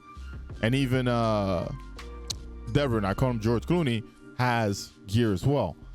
What do you think about this though when it comes to it? Because we normally farm, you know, Prophecy Dungeon, the boss, for gear, right? And that was the only source. What do you think about this randomness thing that's just like, hey, this week I might get something good, next week I might not? Do you think is? I think that's what vendors should be, but with tokens to buy them. That's how it always should have been. Where even the Crucible weapons rotate out, and the Banshee has, like the Gunsmith has different stuff as well that rotate out each week, specific roles to buy. I think that's healthy. I feel like the Gunsmith should allow you to do a bunch of different things. In the world of sunsetting, I hate fighting RNG as much as we have in the past. So anything they can do to mitigate that is already a plus for me. I think the recast is going to be nice, but I felt huge. like we have so many weapon parts. There should be a way that you can go to Banshee and like change certain things on weapons. Maybe allow you to change barrel, allow you to change, because each weapon comes with this. For most people, like I always like break this down, but each weapon comes with a barrel, a magazine, and 2 traits. 2 traits are basically perks, right? So imagine if Banshee has something that you can get weekly that allows you to maybe randomly roll either a trait or a mag. Like you were really close, but you didn't get it, right? And just like how we have exotic ciphers from Xur, and you have to do something for the week, instead of that, you go to Banshee. Let's say you have a dire and you're missing a perk, right? You're not guaranteed to get that perk, but you're able to roll, right? You're able to re-roll that. Right. And that always brings me back to glass needles being a thing again, because coming from someone who has a fully masterwork vault of exotics, right? Yeah, I started that's saving wild. it, right? I don't have too many things that are like really insane in my vault. Yeah, I have like a 70 base astrocyte, but look at it. It's not like the greatest thing. Imagine you getting, you know, maybe glass needle or something like that, and you're able to then re-roll. Here's the thing, you're not guaranteed to get it either, right? So why not have something like that in game that may come from Banshee, something that you can do weekly? They had it before. I don't know why I it could was get taken into out. this can of worms with Phantasy Star Online 2's item lab, but essentially you sacrifice an item, and at the cost of a lot of materials, so think Ascendant Shards, to have a chance of transferring a perk. And there's also other items in the game that increase your chance of success, and you can get multiple chances of success being at 100, and this is what people call a crafting recipe or something like that. So if Destiny ever applies a system like that, I'd be very happy. I would say because it gives us a use for all those materials and stuff that we stocked up over the years too. Yeah, honestly, even if I had like, let's say I had, for example, once again, if I had 2 dire promises and I had to sacrifice 1, right? Like in order to re-roll for another, that means that you have to go out and get 2 of the same weapon. Sure. Like there's always like potential in the game. Another cool thing that I was thinking about was next season we're gonna get Adept weapons and Grandmasters, and I was like, why not Adept armor, right? And hear me out here. All of the artifact mods that were normally on weapons got moved over to armor. Now, instead of me having maybe fastball or reload, I now have to put on the the mod that I need, whether it's unstoppable, overload, or barrier, on my gauntlets. So now that slot is kind of gone, right?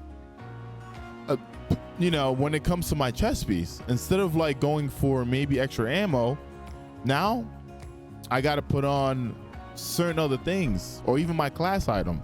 So if there was Adept armor maybe for GMs, right? That allows me, it gives me a slot that's like, hey, you have an extra slot and this is what you can do with it. The reason why I say this is because I look at Deepstone Crypt armor and how those, the perks have their own slot, and that slot is tied to that raid. You can't do it anywhere else. It would be a really neat thing to have, because then that gives replayability. When it comes to Destiny, all I want is replayability, you know, and you don't have to like give me some like crazy loot. It's just give me something that when I get it, I am going to enjoy using it, because I'm like, wait, I've been trying to get this, I got it, I'm learning how to use it, now I'm enjoying it for what it is. I enjoy the path to getting it, which is why I brought back the whole not forgotten thing, right? Right, I like that guaranteed path, I really do. Yeah. And especially when it costs materials or time to get to there, so that people know that if I'm choosing to go for something, it's that I highly value it or see a lot of potential in it. Yep. Ooh. You could still have RNG in there, right, for people who don't want to go the time or skill path, but still, I want there to be some more deterministic stuff. Okay. Even speaking of that, even like just having Adept armor, let's go back into trials real quick, right? Adept weapons. We were talking about this with Chad a few times, and I was like, what if instead of, you know, just giving you an Adept weapon, and yeah, sure, Adept weapons now have their own shader, and you can put a Adept mod on there. Why not have something intrinsic? Like, let's say the AR, right? What makes the AR different from a normal version and a Adept version? There's not much besides you putting a shader on, because there's still random roll. It's not curated, right? So right. I feel like, what if you gave an intrinsic perk, meaning the Adept version has counterbalance intrinsic into it, right? Or if you have a hand cannon, the Adept version has, you know, Icarus, but the normal version doesn't. So that tells you, this is why I want to go after the Adept version, because they both can roll the same things, but this one has Icarus in there. What if it had a different selectable perk? You know how it has like 2 perk nodes on some old weapons? Yeah.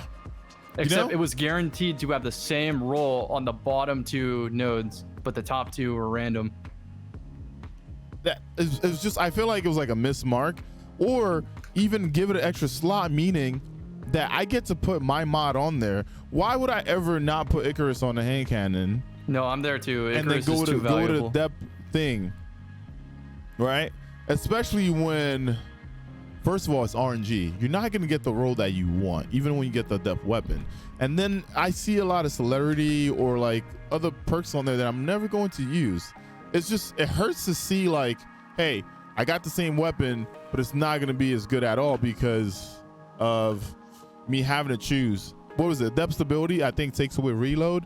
So not only do you have a negative that comes with it, there's nothing else that makes the gun different from, you know. For me, it's just Icarus is too important. Nothing even comes close. Yeah. Let me know when you're even ready in PvE, I've been valuing Icarus when I go for like those legend lost sector fast clears. Yeah. Because it really does come down to, I'm in the air and I've routed it out and this bullet needs to land or I lose 5 seconds. One day we'll get up and be like, wait a minute, this swab gave us everything we needed. One day. Yeah. But like I said earlier in this discussion, Bungie does have to spread themselves thin to appeal to so many different people who like Destiny for so many different reasons. Yeah, let me know when you're ready to go again, Cam. Like if you have like the loadout and stuff, just let me know and then I'll start it. I think I'm good to close it out here on this Nightfall session, if that's okay with you. Okay, yeah. Then that's completely fine, yep. I feel like we went through the gamut of all the what's new in Destiny. Man, challenges? Ooh, you know what? I'm going to go through the Hawkmoon mission. Okay. But yeah, so the challenging thing, right? The do you want to run one Hawkmoon mission? Yeah, that's what we're about to do. Okay, let me hop to my hunter and rejoin for that. I would say the challenging stuff, right? Next season, we're gonna have weekly challenges, and if you missed out on a week, you can come back in and do the previous weeks. Go ahead and go to orbit, and I'll meet you there. I don't know about that. I feel like that's another way to like make us do bounties, but now it's in a book. What y'all think about that? Yeah, that's how I read it too. It's like, yeah, we don't want you to do bounties, but you're gonna do bounties. And that also like messes with me because those things are supposed to give you bright dust. And then when I keep thinking about this, if a tribute haul comes back, I don't want to go through what we went through before by losing all those resources and all that bright dust. That means that if they're making this book so we can get all that bright dust so we can go back and open up a new tribute haul, I'm gonna be kind of pissed. Yup. You want to take a guess on how much bright dust I have? 100K maybe. 204,000. Nice. Right. So I really don't need any bright dust. Yeah, that's true. I had a bunch. I was close to almost 1 million, and then I started buying a bunch of stuff, and then they kept nerfing it, and I never did bounties for it because in the past you could just break down stuff for it. So the more I played, the more stuff I got. I just broke down and got bright dust. And now I'm just like, you know, if I'm gonna support Bungie, I'm just gonna buy silver. I am not going to sit here and do a bunch of bright dust bounties. You know? I'm at 211,000 now. I just redeemed the season pass ones. You could tell that's how little motivated I was by bright dust. Yeah, I don't know, man. I don't know. It seems like every season more and more stuff is leaning towards you know, like Eververse. And if that's the way that we're supposed to support them so they can give us more stuff, sure. You know, everyone's always like, oh man, this $20 emote or $10 whatever. I don't mind it. But yeah, I don't mind it either. Like, I used to be very, very stingy about my microtransaction purchases, but as I like see the realistic, I guess, cost of development and the fact that my $20 or whatever I'm paying doesn't mean it necessarily goes to the things I like in the game. I wish I could say that this $20 is only for putting good stuff in PvP. I wish I could do that, but that's just not realistic. Oh man, so one thing all the time that like ends up being it's just like a topic in chat. Everyone's like, man, they need to add this to PvP next season. They need to do this. And I was like, look, I hate to be the bearer of bad news, okay? Everything about Destiny Crucible is free. Everything, even the end game. They're not charging you for anything. So basically they're not required to add anything in. And you know, nothing against you or who you are. I play Crucible too. But they don't have to do anything. They don't at all. I have friends that love Crucible, that main Crucible. I mean, look. Yeah, Destiny is still Crucible. one of my favorite games. So right. I came to the conclusion with microtransactions that for the games that are my favorite and that I love, I have to meet them halfway. Try to make sure they still have some funding, but then also do my part as a content creator and a consumer to just voice my opinions on simply what I like and dislike so that they can do more of what I like and less of what I dislike. I leave it up to them. It's just, and it's as crazy, for like man. content creator summit type of things, I just want to be a very like useful like tool, I guess, to getting them the data or whatever they need, right? Because that's you, for example, in Grandmaster Nightfall. I feel like they could ask you, hey, what do you think needs to change, or what do you like, dislike about Grandmaster Nightfalls, and that your feedback is on a completely different level just because you played so much of it. So same thing there. If you're telling me, all right, go pop off with this grenade launcher, we want feedback, I can do that type of thing. Yeah. But there's a difference between saying this is what I like and dislike about grenade launchers and I can perform with grenade launchers. Big difference in the feedback. Anyhow, that's where I stand with the microtransactions. It's just if I see something that I really like, I'll get it, but then I will make it twice as much of an effort to voice my opinion. I also see this too. A lot of people like, I'm willing to support Bungie as long as I see results. And that's, I used to be that way. You know, and I'm like, we just gotta support blindly because we don't know what we're gonna get. And that happens every season. Sometimes we get some good stuff, sometimes we get bad stuff. Someone also said this, right? They almost wait until like it's at its like dying end for them to be like, wait, we have this Forsaken. you know, like, you know, this is the next best thing. And they quite literally use self-revive. Yeah, they literally use self-revive from D1 on the franchise. So I don't know. I saw Joe Blackburn's tweet, and I'm excited because then that means I feel like Witch Queen is gonna be wild, especially the raid, PV content, even PvP. I want to, man. When it comes to subclasses, everyone's like, we're gonna get like some kind of like poison, you know, darkness subclass next because of the necrotic grips gauntlets, and maybe we will, right? Maybe we will.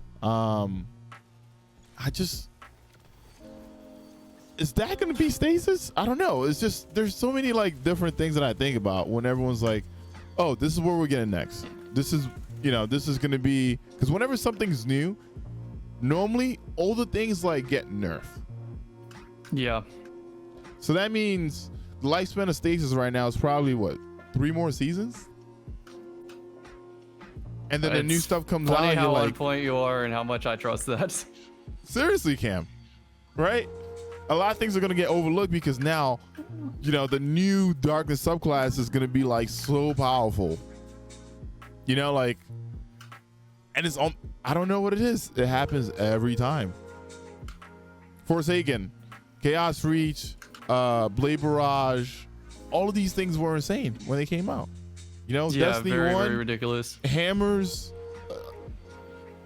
Just don't even like remind me how broken the Warlock was after, you know, the tether and the hammers got nerfed. You know, you had 3 Warlocks just chilling with Scories, and these melees that they could melee you from like 50 miles away. It was just, I don't think there's ever going to be balance in this game. I don't think so either. So once again, I always stress it. If the game's fun, I'll play it. But as soon as it stops becoming fun, I'll go chill and play something else. Yeah. It's not going to ruin my day anymore.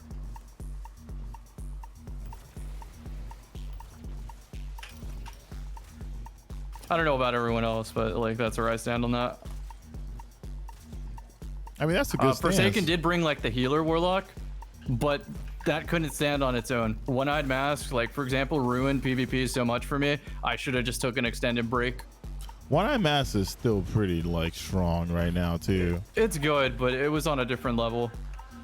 When you get shot at in a first-person shooter and then it plays the game for you. Yeah, that was very excessive.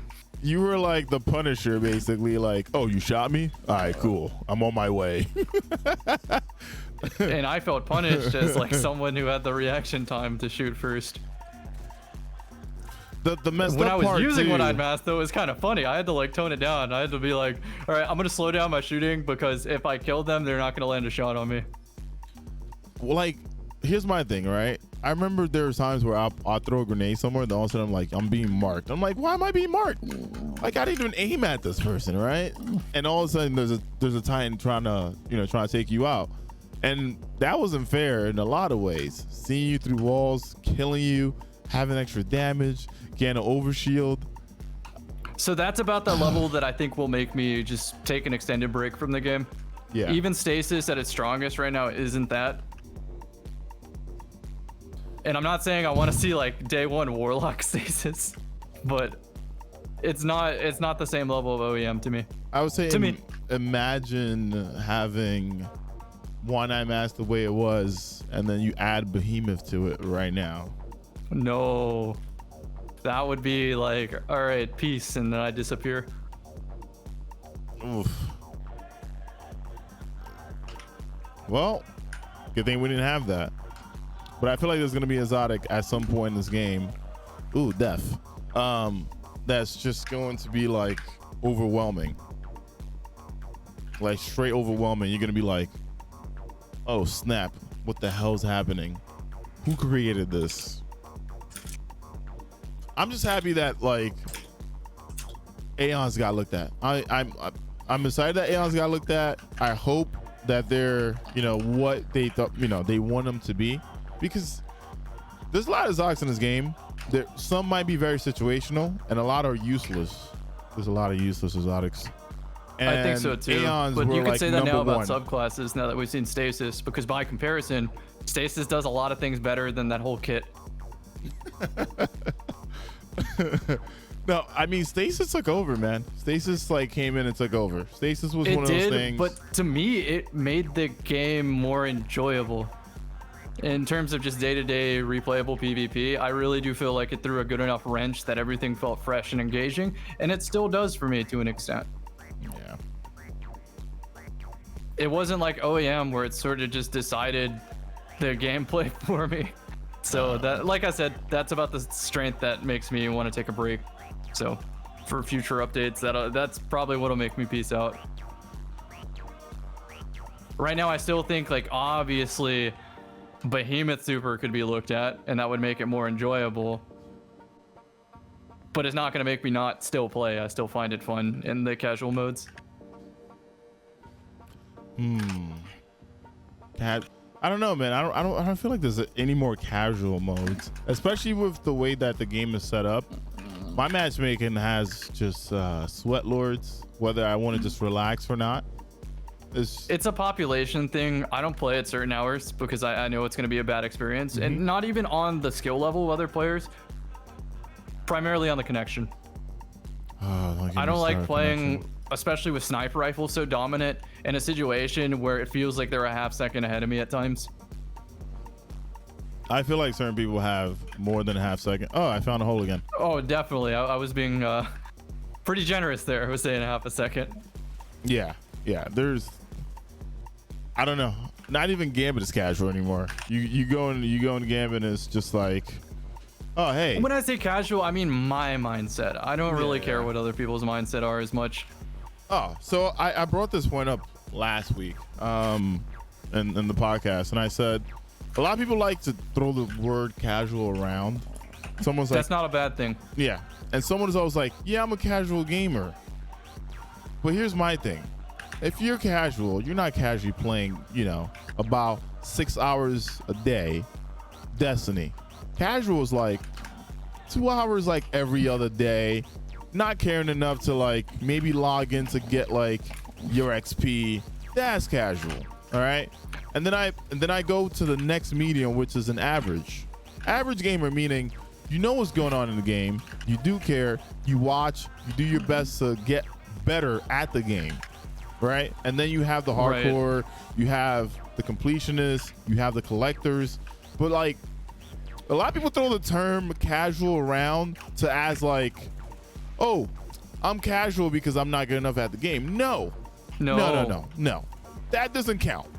Just because you're not good at a game doesn't mean you're casual, right? I'm going to explain it in a way and see if you agree here. A friend of mine named Azalera coined this. And so it is the second that you start caring about the results in a game, you are no longer a casual. Yeah. Doesn't matter if you play 10 hours a day or 1 hour a day. Oh, man. Yeah. You should have watched last week's podcast. I said this. I was like, a casual player does not care enough to go on to Reddit and complain about the game.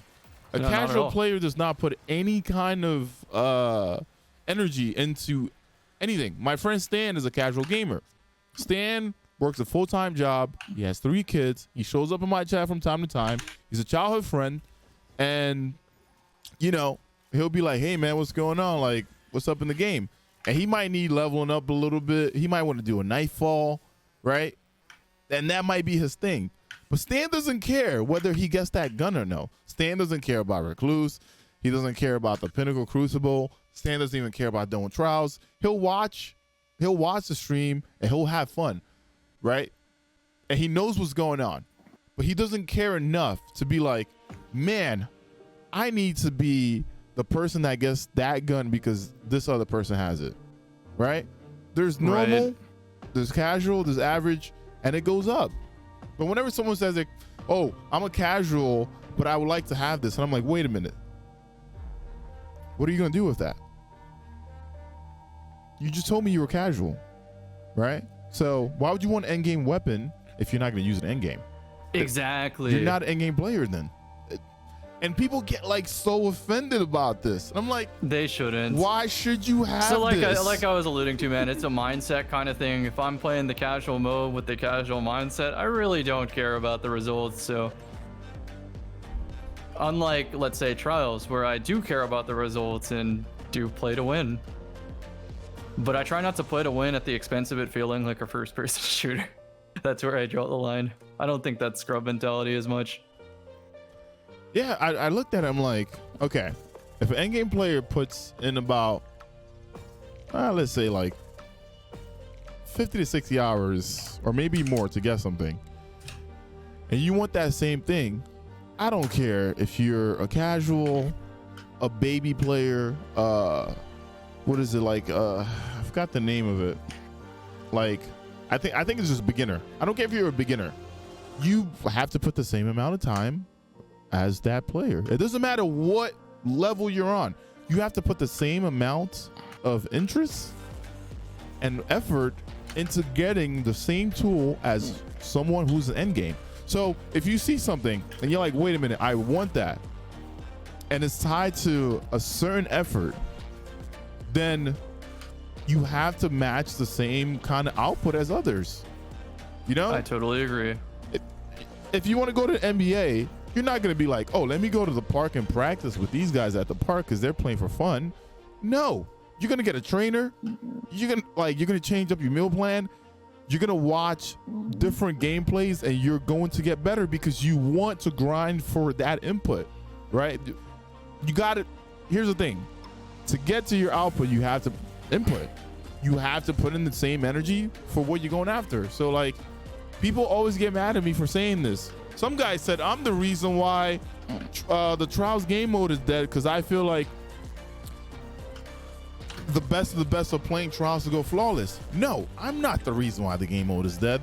First of all, loot incentives, cheaters. The list goes on. All right, there's a reason why that game mode doesn't have a huge population. Okay, I've heard the term skill creep tossed around, and I somewhat disagree because I play that mode specifically to play good opponents. It's more of a chance of that happening. Yeah, that has when that nothing happens. To do with me. I just wish it rewarded me for wanting to do so. Stop blaming streamers. Talking about streamers are the reason why someone as casual as me can't play Trials. No, streamers are the reason why you can go flawless because they're doing help. They're doing raffles in their streams. There's two talented players that are trying to take you as a casual gamer flawless. If anything, they're trying to grow the base. They're trying to bring in more people who enjoy it. So whoever left that comment last week, remember, no, it is not our fault. We're trying to help it out. We're trying to help it grow, right? You're trying to help players become better. On that note, I think I would like to see more incentives for helping players added because I know they did the cosmetic, but I think it should start tipping into real rewards now for going out of your way to help other players. And I mean, think about it. The community does help out. Like in Destiny 1, the director was full of a lot of trial streamers. People got partnered because of it. You know, people helped out. So you can't say, oh, I can't go flawless. No, you have to find your path. If you're not good enough, there are others out there helping people get it done. So it's just, you know, it's kind of odd to me when someone said that. I was like, no, that is not the reason why. There needs to be more. When it comes to PvP, you have to be content that you're not as good as you think you are. And that's fine. But just trust the path to improvement.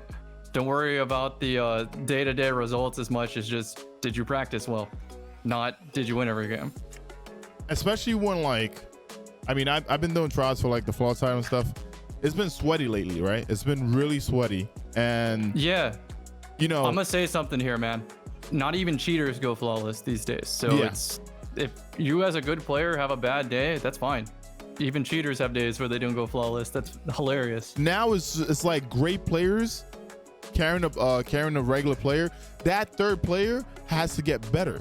That third player now starts paying attention. They tell the player what to do, what not to do. So you may say, yeah, this person got carried to flawless, but nowadays that person had to do something, right? They brought something to the team. They didn't just get carried.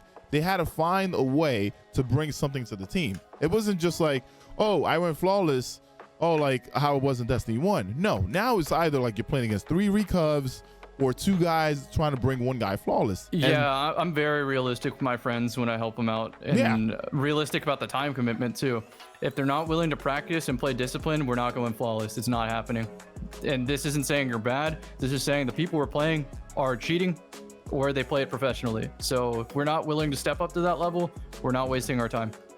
If we're going results, if we're just playing for fun, that's different. Yeah. Also, going back to what Cam said, or what I said, a casual player is not really going to jump into trials raffle and try to go flawless. An average, or even like, you know, seasoned gamer is probably going to be one of those people that are like, all right, you know what? I can't do this alone. I'm going to find the streamer or, you know, someone that's don't help to help me go flawless. So like I said, stop throwing the word casual around, because a casual gamer does not care enough to even take time out of their day to join a raffle to get something done. I feel like that word just gets misused a lot. I do too. You know? A casual doesn't even visit Bungie.net. Yep. Casual does not know about a TWAB, changes in the game, or anything. They'll just sign in and just play whatever seems like it'll kill some time or be fun. There's no such thing as casual dating. It's just basically friends with benefits, because you both don't care. You get what I'm saying? You're not casually dating someone. That's just a fact. It's, you know, like there's two aspects of it. Not serious or serious. And then in between, you care, but then you can always turn off that switch, which is the in between. But it's just weird when that word gets like thrown around like that. But yeah, Cam, I don't want to hold you up anymore. I think this was a great session. Thanks for the good chat. Dude, this was awesome, man. I learned a lot. Yeah, well, hopefully we see how next season goes. I can't wait to see, like, you know, some of the... Yeah, like you said at the beginning, though, it's kind of just a conversation to, you know, consider a different way of thinking about things and apply that and reconsider. Yep. Maybe you still end up at the same place you started, but at least you have more reasons to have that be solidified. Yeah, man, there's a lot going on. I feel like there really is. This game it keeps changing, man. It keeps going around the full rotation.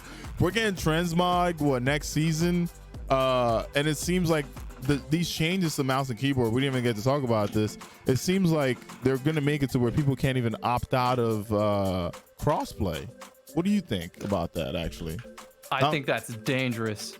Opt out is necessary. I feel like it's dangerous, but it seems like this is where it's leading, though. Like, looking at the mouse and keyboard changes, it's telling me we're now going to be able to opt out, which is going to be weird, because there's going to be times where players, I mean, in my chat I hate and stuff, to piece out on the hot take, but I don't think controller holds a candle to M&K, even with the recoil nerf. Yeah, it's not even close. But it's not just that, Cam, right? I have people that play on console that will say, I don't face cheaters. Imagine if there's no opt out, and now people they have to play the cheaters. Exactly. Yep. It's just not a good input, and I hope that's not the play. But like I said, I am more welcome to see crossplay, especially in PvE. It'd be awesome. You know, there's a lot of folks that I'd be, you know, be cool to play with again. But it's just, I don't know. But yeah, Cam, if you have anything to say before this ends, you're more than welcome to chat. If you guys don't know what Mr. CammyCakes is, you should.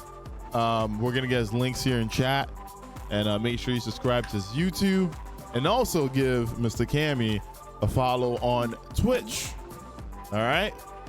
Hey, thanks, EK. I appreciate the opportunity to be here. Dude, no problem. So, I want to again remind everybody this is mostly opinion-based talk, and everyone likes Destiny for different reasons.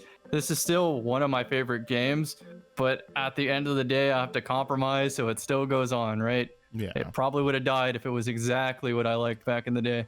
So you got to realize from someone else's point of view, that might be the same. Yep. So yeah, I appreciate you all. Thanks for having me. All right. GG's, Cam. Thank you, man. So yeah, chat. That was pretty neat, right? Seriously, make sure you check out Cam. Make sure you subscribe to his YouTube as well. This will also be uploaded to YouTube probably about like tomorrow. I will forward those links and like retweet and that kind of thing whenever I see them. Okay. Yeah. So I will talk to you later. Thanks again. Yeah. GG's. GG's. All right, chat. I will start up the the queue and all that stuff in a bit here. I have to edit some of this stuff. Also, I didn't mean to ignore you guys in chat, but like basically the podcast is like whoever the guest is, we get to sit down, we talk about the game, and we kind of go through it. So next week, we're expecting to see Mr. Dado. So if you're a huge fan of Dado, make sure you show up. We're gonna have a conversation. He's a very, very knowledgeable dude, and you know, we'll see. Remember, next week is going to be basically the first week of season of The Chosen. So that's gonna be another thing that we get to like drop into. Like we get to drop in a new season, and we get to figure out and see what Mr. Dado's first impressions are. So it's gonna be pretty neat.